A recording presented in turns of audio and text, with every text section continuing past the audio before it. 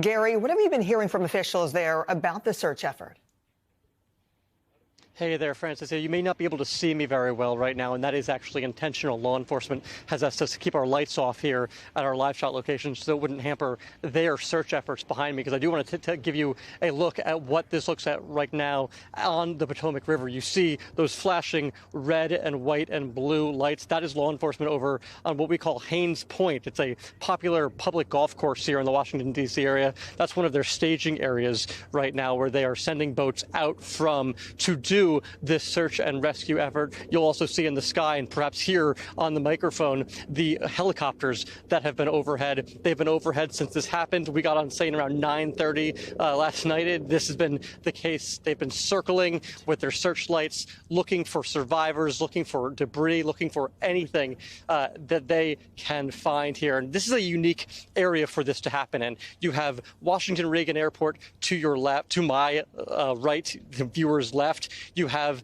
Joint Base Anacostia Bowling, which is a military base, to my left, viewer's right. And because of that, you have a lot of military aircraft in the air at all times, right, along with the commercial aircraft. So it is not at all uncommon to see these Black Hawk helicopters, like the one that was involved in this crash, in the air at any given time, during the day, during the night, doing training exercises, which we are told is the reason that Black Hawk helicopter was in the air. And then, of course, you have one of the nation's busiest airports, Washington, D.C.'s Washington Regan Airport. There, Francis. And Gary, talk to us about this, the challenges for rescue crews, right? The temperatures, the darkness. How do those factor in, given the debris field on the river? So there are several challenges here with this. One is the temperature of the air. It is pretty cold today. It's actually one of the warmer days that we've seen in D.C.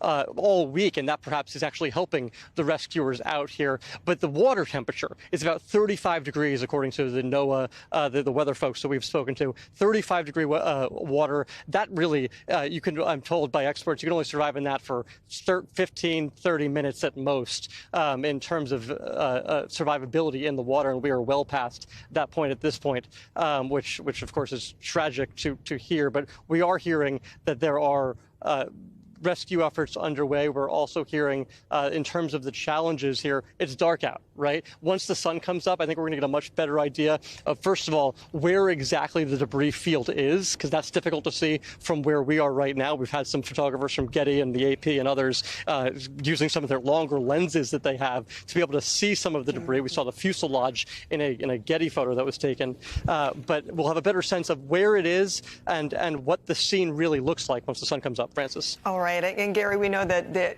lawmakers and officials were very reluctant in talking about the investigation at this point, and also mentioning number of people who have died as well. So we look forward to more information during the next update. Gary Grumbach, thanks so much for the update. Thanks for watching. Stay updated about breaking news and top stories on the NBC News app, or follow us on social media.